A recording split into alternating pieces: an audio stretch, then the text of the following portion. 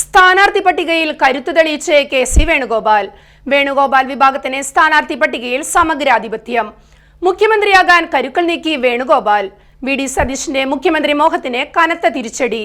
കോൺഗ്രസിൽ ആഭ്യന്തര വടംവലികൾ ശക്തമാകുന്നു.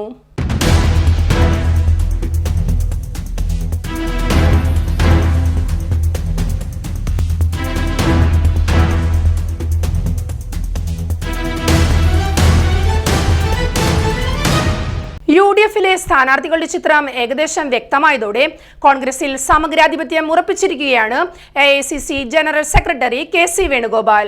ഹൈക്കമാൻഡിൽ തനിക്കുള്ള ബന്ധം ഉപയോഗപ്പെടുത്തി തനിക്ക് അനുകൂലമായ ഒരു അന്തരീക്ഷം കേരളത്തിൽ സൃഷ്ടിക്കാൻ വേണുഗോപാലിന് കഴിഞ്ഞു.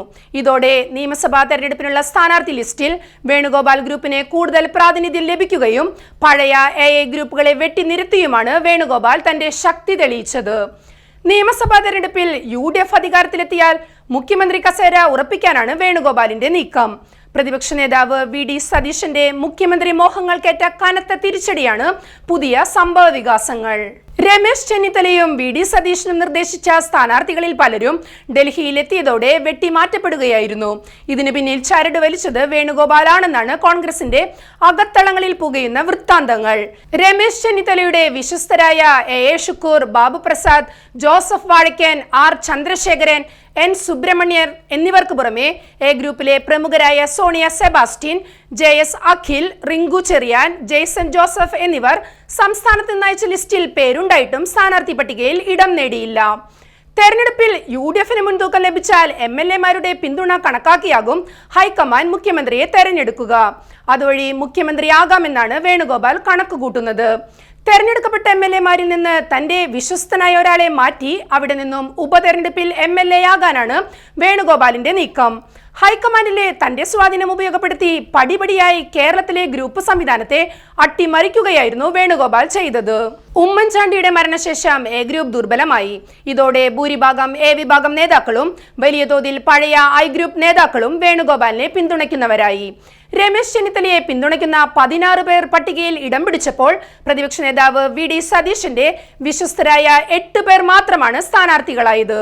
തൃശൂർ, കണ്ണൂർ, കോഴിക്കോട്, ഇടുക്കി, തിരുവനന്തപുരം ജില്ലകളിൽ വേണുഗോപാൽ ഗ്രൂപ്പിനാണ് മേധാവിത്വം. പഴയ എ ഗ്രൂപ്പിലെ നേതാക്കളായ ഷാഫി പറമ്പിൽ, പി.സി. വിഷ്ണുനാഥ്, ബെന്നി ബെഹന്നാൻ തുടങ്ങിയ നേതാക്കളെ തന്റെ ചേരിയിൽ ഉറപ്പിച്ചു നിർത്തിക്കൊണ്ടാണ് കെ.സി. വേണുഗോപാൽ കേരളത്തിലെ കോൺഗ്രസ് നേതൃത്വത്തിൽ തന്റെ ആധിപത്യം ശക്തമാക്കിയത്.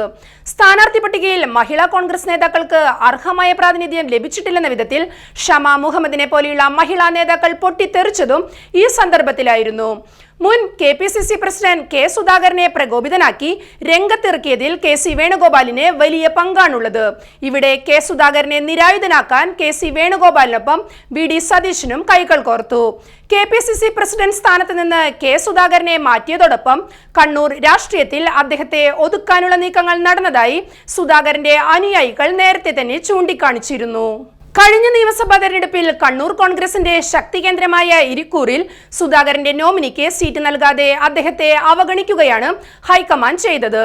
ഇത്തവണ തന്റെ മണ്ഡലമായ കണ്ണൂരിൽ തന്റെ വിശ്വസ്തനായ യൂത്ത് കോൺഗ്രസ് നേതാവ് റിജിൽ മാക്കുറ്റിക്ക് സീറ്റ് നൽകണമെന്ന ആവശ്യമാണ് സുധാകരൻ മുന്നോട്ട് വെച്ചത്.